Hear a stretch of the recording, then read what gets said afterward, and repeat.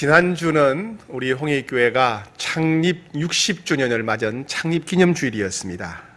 지지난주에 제가 창립기념주일 설교를 준비하고 있을 때 성령님께서 사도행전 14장 8절부터 28절까지 본문 말씀을 통해서 세 가지 말씀을 주셨습니다.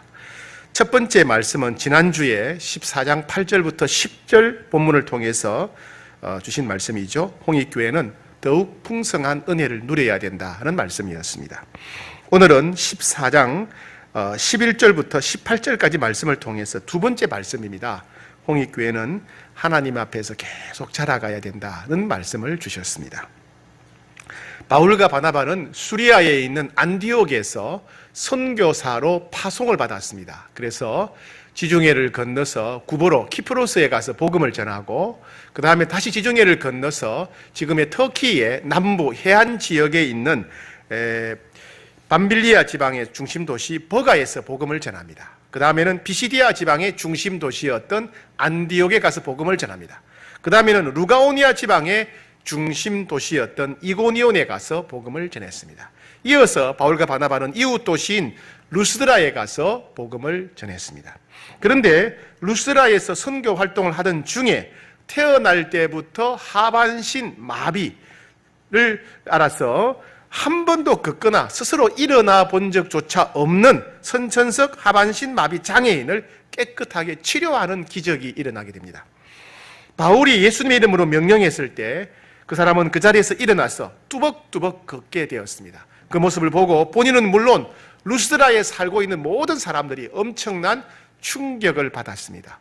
평생 자기들이 보고 지낸 사람이, 늘 앉아있거나 누워있던 사람이 어느 날 갑자기 일어나서 뚜벅뚜벅 걸었다. 얼마나 놀랐겠습니까? 자, 그러자 루스드라 시민들은 바울과 바나바를 신으로 숭배하려고 했습니다. 오늘 본문 11절, 12절 같이 읽겠습니다. 시작.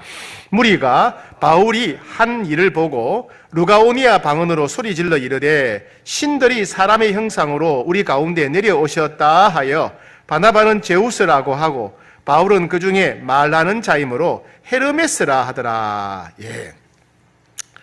사람들은 나름대로 우상을 만들지요. 신을 만듭니다.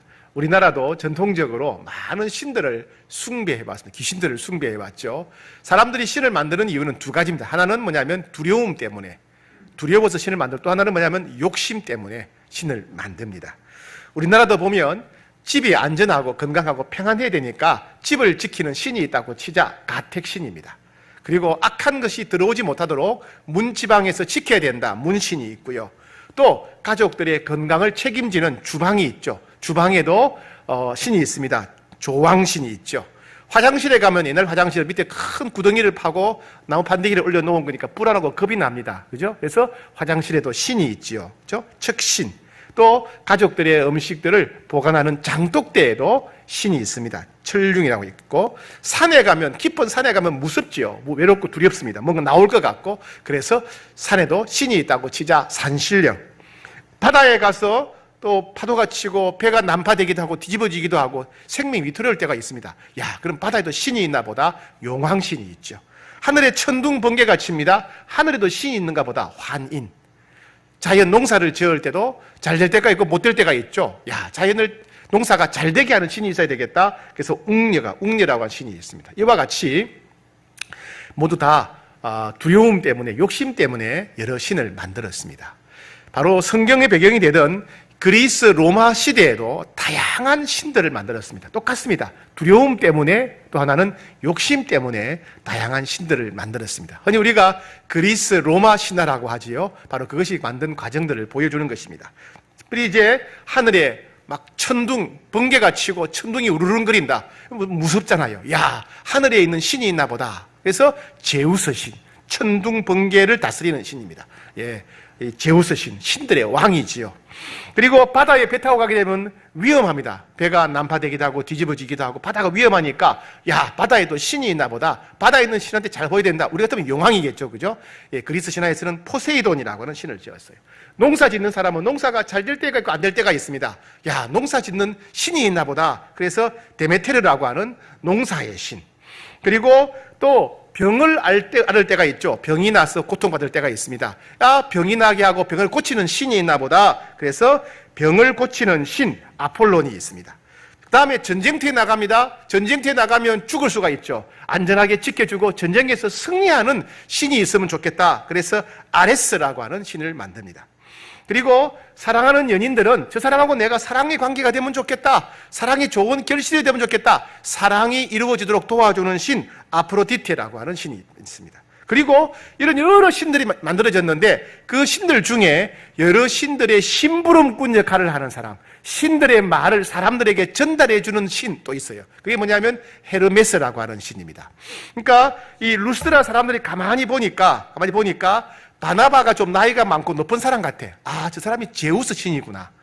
바울은 보니까 설교하는 거 보니까 설교하는 사람이니까 신들의 말을 전하는 사람이구나. 그럼 저 사람은 헤르메스 신이구나. 이렇게 되는 거예요. 그래서 그 당시에 루스라에 있는 사람들은 그리스 로마 신화로 이렇게 신앙생활을 하던 사람들이기 때문에 바나바는 제우스 신, 바울은 헤르메스 신으로 착각을 하게 된 거예요. 착각.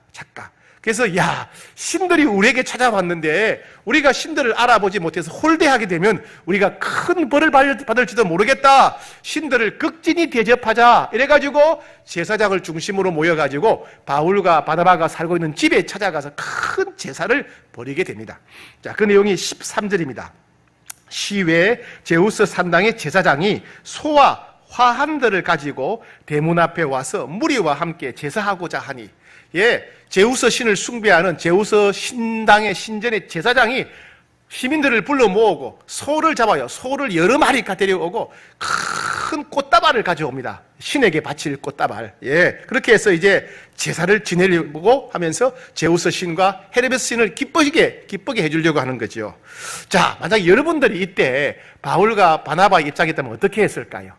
선교지에 갔는데 선교지 사람들이 우리를 신으로 모시고 막 그 소 바베큐 가져오고 양도 잡고 꽃다발 가져오고 우리를 막 신으로 모신다면 여러분 어떻게 반응하겠습니까? 저라면 이렇게 했을 것 같아요. 저라면요. 그래, 맞아. 선천성 하반신 마비 장애인을 고친 사람 바로 나야. 내가 원래 이런 사람이야. 내가 이 정도야. 내가 한마디 하면 이런 기적이 일어나지. 그래, 잘했어. 소도 바치고 양도 바치고 꽃도 바치고 돈도 바쳐야지. 나는 이렇게 대단한 사람이야. 이렇게 반응하지 않았을까? 그죠? 그리고 잘 대접받고 나중에 가서 그런데 나를 인정하는 것도 좋은데 예수님 믿으면 더 좋아. 이렇게 은근슬쩍 복음을 전하지 않았을까? 그렇게 생각합니다. 그런데 바울과 바나바는 그렇게 하지 않았습니다. 바울과 바나바는 일절 자기들에게 제사를 지내지 못하게 했습니다. 자, 14절, 15절 같이 읽어보겠습니다. 시작. 두 사도 바나바와 바울이 듣고 옷을 찢고 무리 가운데 뛰어들어가서 소리질러 이르되 여러분이여 어찌하여 이런 일을 하느냐? 우리도 여러분과 같은 성정을 가진 사람이라. 그 다음에 18절입니다. 이렇게 말하여 겨우 무리를 말려 자기들에게 제사를 못하게 하니라. 바울과 바나바는 루스드라의 시민들이 제사를 지내려고 하자 급히 뛰어나와서 옷을 찢었다. 이 옷을 찢는 말은 뭐냐면 마음을 찢는다, 그런 말이에요. 마음을 찢는다. 큰 슬픔을 당했을 때, 큰 충격을 받았을 때, 큰 죄를 지었을 때 자기의 마음을 강렬하게 표현할 때 옷을 찢는 행위를 말합니다. 사람들에게 주목을 받으려고 하는 것이죠. 그러면서 바울과 바나바가 소리칩니다. 여러분, 우리는 제우스 신이나 헤르메스 신이 아닙니다. 우리는 여러분들과 똑같은 사람입니다. 제발 제사를 멈추세요. 제사 지내면 안 됩니다. 우리는 신이 아닙니다. 우리는 당신들과 똑같은 사람입니다. 소리를 질렀습니다. 그리고 바울과 바나바는 이 기회를 이용해서 복음을 전했습니다. 그 내용이 15절부터 17절에 나와 있지요. 한번 읽어볼까요? 15절부터 17절 시작. 이르되 여러분이여 어찌하여 이러한 일을 하느냐? 우리도 여러분과 같은 성정을 가진 사람이라. 여러분에게 복음을 전하는 것은 이런 헛된 일을 버리고 천지와 바다와 그 가운데 만물을 지으시고 살아계신 하나님께로 돌아오게 함이라. 하나님이 지나간 세대에는 모든 민족으로 자기들의 길들을 가게 방임하셨으나 그러나 자기를 정언하지 아니하신 것이 아니니 곧 여러분에게 하늘로부터 비를 내리시며 결실기를 주시는 선한 일을 하사 음식과 기쁨으로 여러분의 마음에 만족하게 하셨느니라 하고, 이런 내용입니다. 이제 바울과 바나바가 설교한 내용이에요. 자기들에게 제사 지내려고 온 루스드라 시민들에게 설교한 내용입니다. 여러분들은 이런 헛된 일을 버려야 됩니다. 제우스 신과 헤르메스 신을 숭배하는 이런 헛된 일을 버려야 됩니다. 하나님이 살아계십니다. 하나님은 천지와 바다와 그 가운데 만물을 지으신 분입니다. 온 세상을 만드신 하나님이 살아계십니다. 하나님은 지나온 세대에는, 이전에는 모든 민족, 모든 사람들이 각자 자기 길을 가도록 내버려 두셨습니다. 그런데 하나님이 살아계신 증거는 너무나 명백했습니다. 비를 내리고 햇빛을 내어서 곡식이 자라게 하시고 자연의 아름다운 질서를 보게 되면 하나님이 살아계신 명백한 증거가 보입니다. 그러니 이제는 하나님께로 돌아와야 됩니다. 이렇게 이제 바울과 바나바가 설교를 했습니다. 자, 이와 같이 오늘 본문에 보면 바울과 바나바는 철저히 하나님께만 영광을 돌렸습니다. 마치 자기들이 병을 고친 것처럼 하나님의 영광을 조금도 가로채려고 하지 않았습니다. 그리고 사람들로 하여금 자기들을 선전하는 사람들에게 자기들을 선전하는 것이 아니라 오직 하나님이 어떤 분이신지, 오직 하나님에 대해서만 자랑을 하고 오직 하나님께만 영광을 돌렸습니다. 주님은 이런 모습을 우리에게 주목하게 하십니다. 사람들은요, 원래 사람들은 다 그래요. 돈이 많으면 돈 자랑을 하고 싶어 해요. 그죠? 지위가 높으면 자기 권세를 자랑하고 싶어 합니다. 자기가 지식이 많으면 그 지식, 자기가 아는 거, 나 이거 안다 자랑하죠. 얼굴이 잘생겼으면 얼굴 잘생긴 것 자랑하려고 합니다. 사람들은 자기가 가진 것을 자랑하지 않으면 좀이 쑤셔서 견디지 못하기 마련입니다. 바울과 바나바도 나름대로 지식이 있었고 능력이 있었을 것입니다. 그런데 그들은 추호도 자기들을 드러내거나 자랑하지 않았습니다. 자기들을 인정받으려고 하지 않았습니다. 오직 하나님이 어떤 분이신가만 자랑했고 오직 하나님께만 영광 돌렸습니다. 왜요? 바울과 바나바는 하나님이 어떤 분이신지 너무나 잘 알았기 때문에 그렇습니다. 그들은 하나님의 지혜가 얼마나 무궁한지 알았습니다. 그들은 하나님의 능력이 얼마나 광대한지 알았습니다. 그들은 하나님의 영광이 얼마나 높고 존귀한지 알았습니다. 그들은 하나님이 얼마나 크고 높고 존귀한 분인지 너무나 잘 알았기 때문에 자신들은 비교할 수가 없었습니다. 오직 하나님만 경외했고 하나님만 자랑했습니다. 바울과 바나바는 자신들의 능력이 아니라 하나님의 능력이 드러날 때 세상이 더 행복해진다는 사실을 알고 있었습니다. 그들은 자신들의 지식이 아니라 하나님의 지혜가 드러날 때 세상은 더 풍성해질 수 있다는 것을 알았습니다. 그들은 세상이 자신을 알아주는 것이 아니라 세상 사람들이 하나님을 알게 될 때 세상은 더 복된 세상이 된다는 것을 알았습니다. 그래서 그들은 하나님의 영광을 가로채지 않았습니다. 그래서 그들은 자신을 자랑하지 않고 하나님을 자랑했습니다. 그래서 그들은 루스드라 사람들이 자신들을 바라보고 자기를 아는 것이 아니라 하나님을 바라보고 하나님을 만나게 되고 하나님을 경험하게 되기를 간절히 원했던 것입니다. 그렇게 하는 것이 이 사람들에게 가장 복된 길이고 최고의 길이라고 확신했습니다. 하나님은 우리 홍익교회 성도들도 오직 바울과 바나바처럼 오직 하나님만 자랑하고 오직 하나님께만 영광 돌리고 오직 하나님만 증거하는 그런 성도가 되어야 된다라고 우리에게 말씀하십니다. 그렇다면 오늘 바울과 바나바처럼 오직 하나님께만 영광을 돌리는 삶은 어떻게 사는 삶일까요? 하나님께만 영광을 돌리는 삶은 세 가지로 이야기할 수 있습니다. 첫 번째, 하나님께 영광을 돌리는 것은 하나님을 자랑하고 경배하는 것입니다. 흔히 우리가 예배 드릴 때 하는 모든 의식들이 절차가 하나님께만 영광을 돌리는 것이지요. 우리가 노래를 통해서 하나님이 어떤 분이신지 우리가 찬양하지요. 찬양. 이 찬양이 바로 하나님께 영광 돌리는 것입니다. 하나님이 이렇게 좋은 분이십니다. 이렇게 사랑이 많습니다. 그리고 감사의 고백. 하나님이 제게 이런 은혜를 베풀어 주셔서 감사합니다. 이 감사도 하나님께 영광을 돌리는 거지요. 그리고 예물, 감사의 예물, 우리가 물질을 드리죠. 그죠? 하나님께 감사, 영광을 돌리는 겁니다. 그리고 간정, 다른 사람들 앞에서 하나님이 내게 이렇게 은혜를 베풀어 주셨습니다. 하나님이 이렇게 사랑하셨습니다. 하나님이 이렇게 전능하십니다. 간정을 통해서 하나님께 영광을 돌리는 것입니다. 여러분, 지난주 우리 교회 새벽기도 큐티 본문 기억하십니까? 요즘 이제 역대하를 우리가 묵상하고 있지요. 지난주 부분에 보게 되면 유대 후기의 왕이었던 요시야 왕에 관한 이야기가 나왔어요. 이 요시야 왕은 어릴 때 8살 때 일찍 왕이 되었습니다. 8살이니까 뭘 알겠습니까? 그런데 8년이 지난 뒤에 16살 때 그가 하나님을 인격적으로 경험하게 됩니다. 우리 실로 말하면 한 고등학생쯤 되었을 때 하나님을 인격적으로 만났다는 것입니다. 그때부터 이 요시야 왕은 하나님 중심의 삶, 하나님을 경외하는 삶으로 완전히 변화됩니다. 그래서 나라 전체에 우상을 척결합니다. 그리고 성전을 정결하게 합니다. 그리고 성전에서 율법책을 발견하자 온 국민들과 함께 말씀대로 율법대로 하나님만 섬기기로 결단합니다. 그리고 중요한 유월절 절기를 지키기로 결정합니다. 유월절은 뭐냐 하면 이스라엘 백성들이 과거에 430년 동안 애굽에서 노예 생활을 했지요. 하나님께서 모세를 보내셔서 그들을 노예에서 해방시켜 주시고 자유와 땅을 주셨죠. 그 노예에서 해방시켜 주신 하나님의 사랑, 은혜, 능력을 기억하고 묵상하는 절기가 유월절입니다.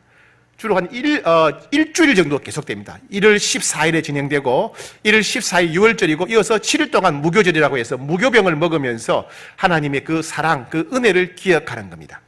그런데 이 유월절을 지키는데 이 요시야가 얼마나 유월절을 지키는데 온 힘과 정성을 다했는지 성경 기자가, 역대하 기자가 이 요시야 왕을 크게 칭찬하고 있어요. 남다르게.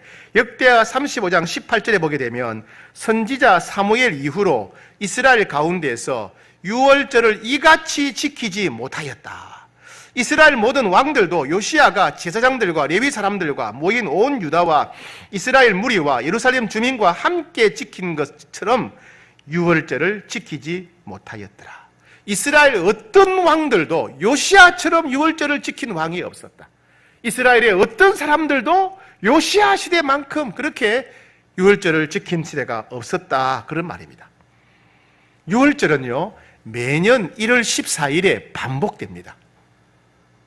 해마다 반복됩니다. 유월절 절차는 기록되어 있습니다. 기록된 대로 유월절을 지킵니다. 그런데 해마다 반복되는 1월 14일 유월절 절기인데, 그리고 기록된 대로 율법에 따라서 절차에 따라서 유월절 절기를 지키는데 왜 요시야 왕은 다른 왕들과 다른 시대의 사람들과는 다르게 유월절을 지켰을까요? 똑같은 1월 14일이고 똑같은 일주일입니다. 똑같은 절차란 말이에요. 그런데 왜 요시야는 다른 어떤 왕들보다, 어느 시대보다 더 훌륭하고 탁월하게 유월절을 지켰을까요? 그것은 요시야가 다른 어떤 왕과 비교할 수 없을 만큼 마음을 다하고 정성을 다했다는 것입니다. 똑같은 절차지만은, 똑같은 숫자의 제물이지만은 그는 거기에 온 마음과 온 정성을 담아서 유월절을 지켰기 때문에 어떤 시대 어떤 왕들보다도 훌륭하게 유월절을 지켰다고 성경 기자가 칭찬하고 있는 것입니다. 여러분, 우리는 우리 자신을 돌아봐야 됩니다. 그냥 예배 드렸다고, 그냥 예배 현장에 참석했다고, 찬양했다고 끝나는 것이 아닙니다. 성경 기자가 요시야를 칭찬하는 것을 보십시오. 매 주일마다 예배가 반복된다 할지라도, 다 같이 부르는 찬송을 부른다 할지라도 다르게 평가받을 수 있다는 것입니다. 우리가 얼마나 최선을 다해서 하느냐, 우리가 얼마나 온 정성을 다해서 하느냐, 우리 가진 것을 최고의 것을 드리느냐, 여기에 따라서 늘 반복되는 예배지만은, 누구나 참여하는 예배지만은 예배에 대한 평가는 다를 수 있다는 것입니다. 그래서 우리는 하나님께 영광을 돌리기를 원한다면, 칭찬받는 예배 드리기를 원한다면, 하나님을 기쁘시게 드리는 예배 되기를 원한다면 늘 최선을 다해야 됩니다. 반복되는 예배지만은 우리의 온 마음과 온 정성을 다해서 우리의 최고의 것을 드려야 되고, 최선을 다해서 예배드려야 됩니다. 마치 이 예배가 내 생애의 마지막 예배인 것처럼 우리는 온 힘을 다해야 됩니다. 매주 예배드리지만은 지난주보다 이번 주는 더 나은 예배를 드려야 됩니다. 10년 전보다 오늘 더 나은 예배를 드려야 됩니다. 그것이 하나님을 감동시키고 그것이 하나님을 기쁘시게 해드리기 때문에 성경 기자가 요시야의 제사를 칭찬했던 것입니다. 두 번째, 하나님께 영광을 돌린다는 것은 하나님의 말씀에 순종하는 것이고 맡겨주신 일에 충성하는 것입니다. 우리가 하나님께 영광을 돌리는 비결이 예배를 통해서 하는 방법이 있고 일상생활을 통해 영광을 돌리는 방법이 있겠죠. 예배를 통해서는 우리가 찬양을 통해 기도를 통해 감사를 통해 하겠지만은 일상생활을 통해서 영광 돌리는 방법은 하나님 말씀에 순종하고 하나님께 맡기신 사명에 충성하는 길입니다. 우리 남자분들은 군대 다녀오셨지요? 군대 가면 군대는 상명하복입니다. 그죠? 간부나 고참이 명령하면 순종, 복종해야 됩니다. 그런데 병사들을 가만히 보면 다양합니다. 어떤 병사들은 간부나 고참이 명령하면 적극적으로 복종하지요. 복종합니다. 어떤 병사들은 간부나 고참들이 명령하면 반발을 하거나 불순종하거나 뒤에서 욕을 하거나 불복종하는 사람들이 있습니다. 그죠? 그런 사람들이 있어요. 우리는 보면은 행동이 보이는 거예요. 아, 저 사람은 명령에 복종하는 사람이구나. 아, 저 사람은 불복종하네, 반항하네, 게을르네, 이렇게 알 수 있는 거죠. 예. 마찬가지로 우리도 하나님 앞에 그렇게 우리 행동과 태도가 드러날 수 있다는 겁니다. 우리 하나님은 살아계신 하나님이십니다. 우리 하나님은 인격적인 하나님이십니다. 그래서 인격적인 하나님이시기 때문에 우리를 만나주신 하나님이세요. 우리 하나님은 살아계시고 인격적일 뿐 아니라 말씀하시는 하나님이십니다. 우리가 하나님을 만나게 되면 하나님 우리에게 하나님의 말씀을, 음성을 들려주십니다. 하나님 말씀으로 우리를 인도하십니다. 그래서 우리는 늘 하나님의 말씀을 듣고 그 말씀에 순종하는 삶을 살아야 됩니다. 하나님은 말씀을 통해 찾아오셔서 우리 삶을 이끌어 가시고 우리 삶에 복을 주시고 말씀을 통해 역사하십니다. 그래서 우리는 일상생활 가운데 우리가 하나님을 만나고 있는지, 하나님의 말씀을 듣고 있는지, 그 말씀을 기억하고 순종하고 있는지 우리 자신을 돌아봐야 됩니다. 인생의 중요한 것을 결정할 때마다 우리는 하나님을 만나고 있는지, 하나님의 말씀을 듣고 있는지, 그 말씀에 순종함으로 인도받고 있는지 돌아봐야 됩니다. 이와 같이 살아계신 하나님, 인격적인 하나님을 만나고 그분의 말씀을 듣고 그분의 말씀을 기억하며 순종하며 살아가는 삶, 이것이 하나님께 영광을 돌리는 삶입니다. 사람들은 우리가 말씀의 길을 기울이고 그 말씀에 순종하고 그 말씀에 따라 중요한 결정을 하는 것을 보고, 야, 하나님이 살아계시구나, 저 사람은 하나님 말씀대로 사는 사람이구나, 하나님께 영광을 돌리게 되는 것입니다. 일단 우리는 늘 하나님께서 맡기신 사명에 최선을 다하고 있는가 돌아봐야 돼요. 각 사람마다 무엇을 중요하게 여기는가, 무엇을 우선적으로 여기는가, 어디에 마음과 힘을 쏟는가를 보면 이 사람이 어떤 사람인가를 알 수 있죠. 우리가 하나님 맡기신 사명에 충성한다면 사람들은 우리의 사명을 통해서 하나님의 영광을 보게 될 것입니다. 여러분, 그렇다면 우리는 매일매일 하나님을 만나기에 하나님 말씀 듣는 일에 힘써야 됩니다.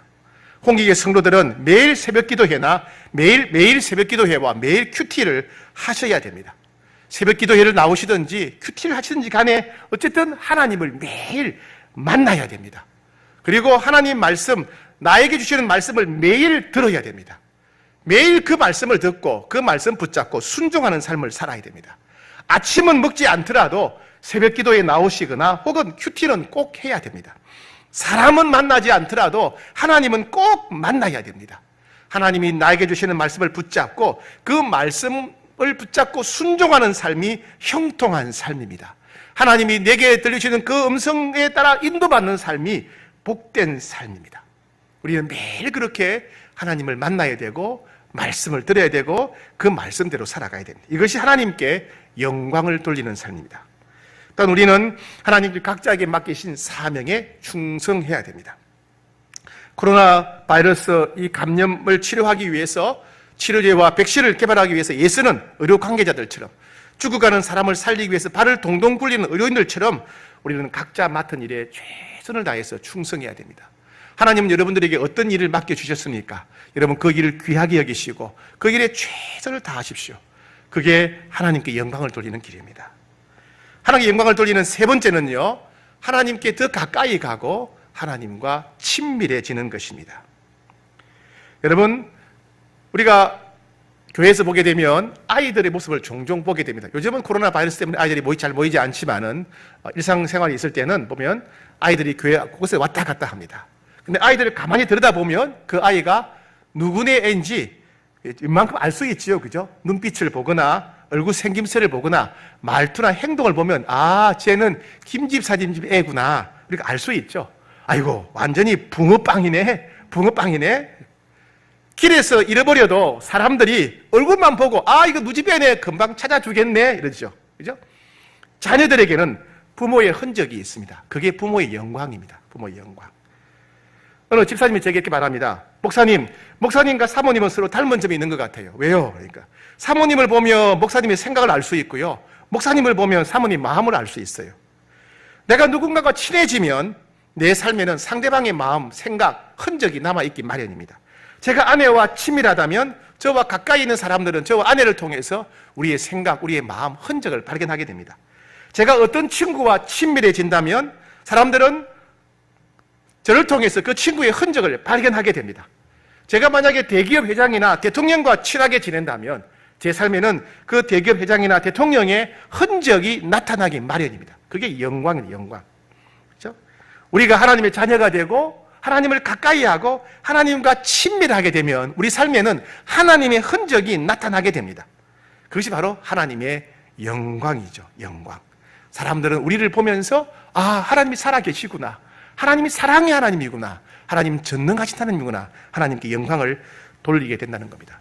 그럼 우리는 어떻게 해야 눈에 보이지 않는 하나님께 더 가까이 나아가고 우리는 어떻게 해야 살아계신 하나님과 친밀함을 누릴 수 있겠습니까?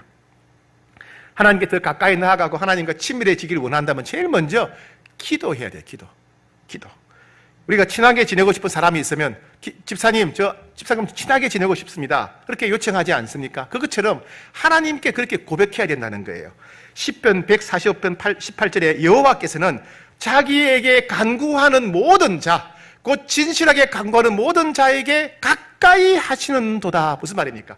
하나님, 저도 살아계신 하나님 만나고 싶습니다. 하나님께 가까이 가고 싶고 하나님과 더 친밀해지기를 원합니다 라고 기도하면 하나님은 그 기도를 반드시 들어주신다는 겁니다. 반드시 들어주신다.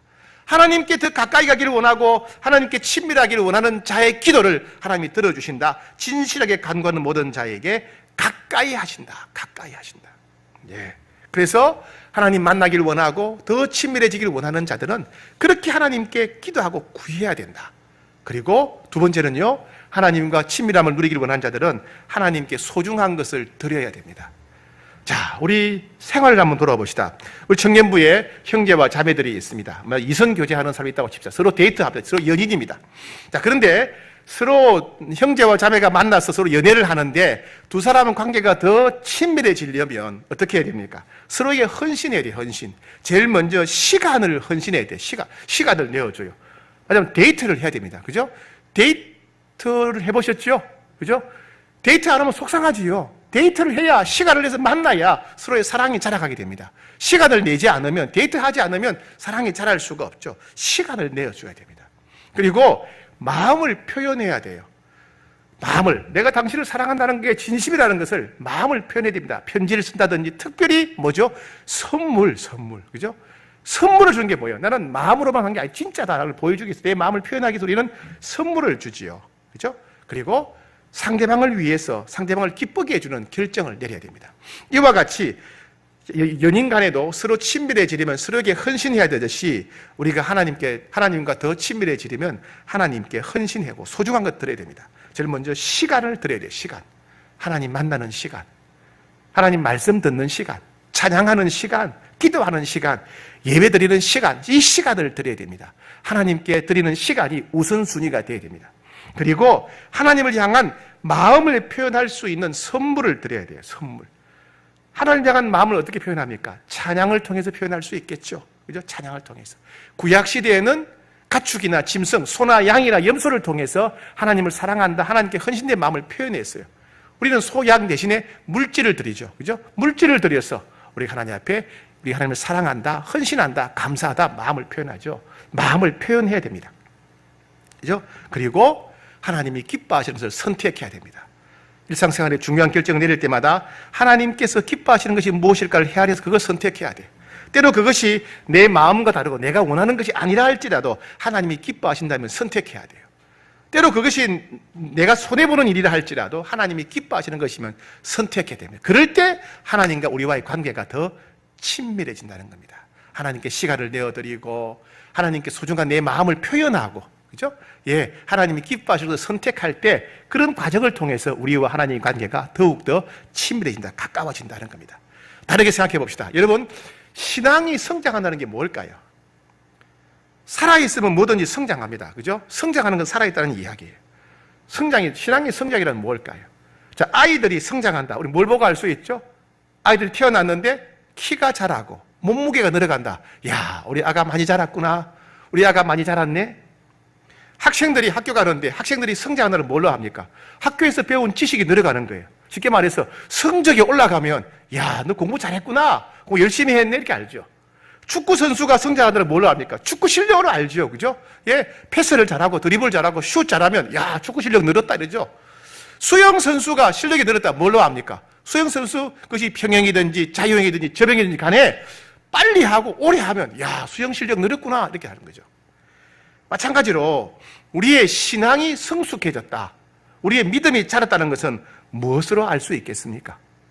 첫 번째입니다. 우리의 신앙이 자랐다는 것은 첫 번째, 예배드리는 태도를 보고 알 수 있어요. 예배드리는 태도, 하나님을 찬양하고 경배하고 노래하는 태도를 보면 알 수 있다는 겁니다. 우리가 얼마나 마음을 다하고 정성을 다하고 있는가, 우리 자신은 알지요. 우리 자신은, 남들은 몰라도, 남들은 그 모습만 보지만 우리 자신은 알지요. 그죠? 내 생애 마지막 예배인 것처럼 드리고 있는가? 작년보다, 지난주보다 나는 더 좋은 것을 드리고 있는가? 더 최선을 다하고 있는가? 그죠? 예. 우리 자신을 돌아봐야 됩니다. 사람들이, 야, 집사님 예배드리는 모습 보니까 진짜 하나님 살아계신 것 같아요. 집사님 예배드리고 찬양하는 모습 보니까 하나님의 사랑이 가슴에 와닿아요. 그죠? 예. 두 번째, 신앙의 성장은 뭘로 알 수 있느냐? 신앙의 성장, 믿음의 성숙은 하나님 말씀에 대해서 얼마나 순종하느냐, 사명에 얼마나 충성하는지를 보면 된다는 겁니다. 그죠? 우리가 매일 하나님 만나는 시간, 말씀 듣는 시간을 우선순위로 여기고 하나님이 우리에게 주신 말씀 붙잡고 그 말씀대로 살려고 애쓰고 힘쓰고 몸부림치고 하나님 맡긴 사명의 자리는 절대로 포기하지 않고 그런 모습을 볼 때 우리의 믿음이 성장했다는 걸 알 수 있습니다. 세 번째, 우리의 신앙의 성장은 우리가 하나님께 얼마나 더 가까이 나아가고 있는가, 하나님과 얼마나 더 친밀해졌는가 보면 알 수 있어요. 사람도 친한 사람이 있고 안 친한 사람이 있죠. 어떤 사람은 옛날에는 안 친했는데 지금 더 친하게 지내는 사람도 있습니다. 우리는 친밀함이 뭔지를 압니다. 하나님과의 관계도 마찬가지예요. 내가 하나님을 더 그리워하는가? 하나님을 사모하는가? 내 마음에 하나님의 사랑이 느껴지고 체험하고 있는가? 내가 하나님 주시는 평안을 누리고 있는가? 내가 환경과 상관없이 하나님 주시는 기쁨을 누리고 있는가? 나는 하나님을 위해서 선택하는 걸 즐거워하는가? 나는 언제 어디서나 무슨 일을 당하든지 하나님이 함께 하심을 알고 믿고 있는가? 이와 같이 내가 하나님께 얼마나 더 가까이 나아가고 있고 얼마나 친밀한가가 우리의 신앙의 성장을 보여준다는 겁니다. 오늘 우리는 바울과 바나바처럼 평생 하나님께만 영광 돌리는 삶을 살기로 결단해야 됩니다. 이것이 60주년을 맞은 저희들에게 주시는 말씀입니다. 첫 번째, 오직 하나님만 높이며 경배하며 살기로 여러분 결단합시다. 하나님께 예배 드릴 때마다 우리의 최고의 것을 최선을 다해 드리기로 결단합시다. 이사야 43장 21절에 이 백성은 나를 위하여 지었나니 나를 찬송하게 하려 함이라. 하나님 우리를 지으신 목적은 우리를 찬송하게 하시려고, 예배드리게 하시려고 지으셨대요. 다르게 표현하면 우리가 찬송할 때 하나님이 그렇게 기뻐하신답니다. 우리가 예배드릴 때 하나님이 그렇게 기뻐하신대. 저는 아이들 보고 이렇게 합니다. 아빠 사랑한다고 빨리 말해. 아빠 사랑한다고 말해, 강제로.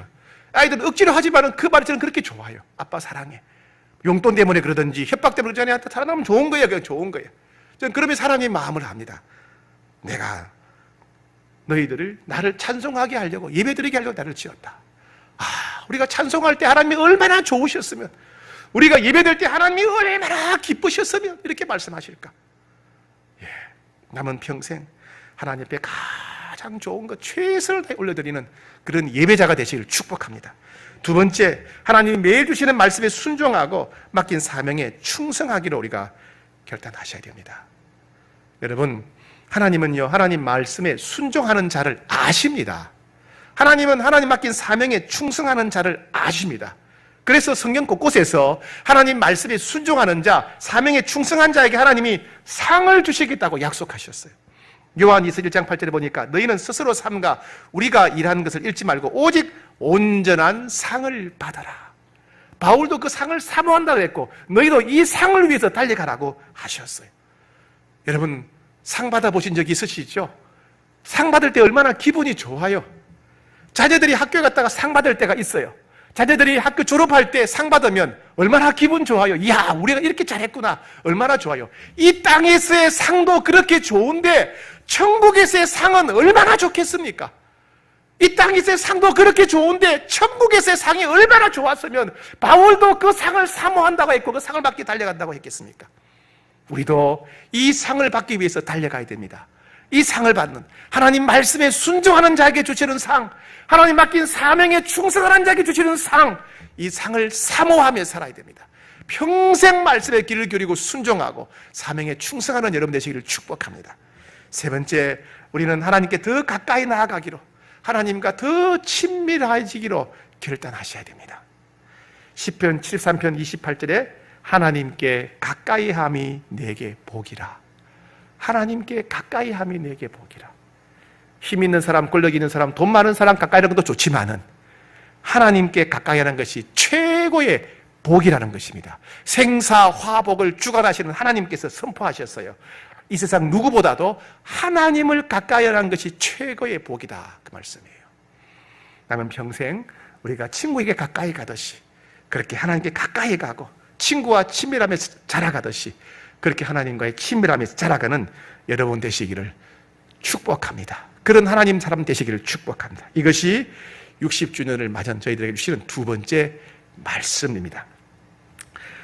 우리가 많이 부른 찬양이 있죠. 주께 가까이라고 하는 찬양이 있습니다. 이번 한 주간에는 이 찬양을 많이 부르시면서 이와 같이 하나님께 더 가까이 나아가고 하나님 말씀에 순종하고 하나님께 영광 돌리는 자가 되겠다고 결단했으면 좋겠습니다. 주께 가까이 날 이끄소서. 간절히 주님만을 원합니다.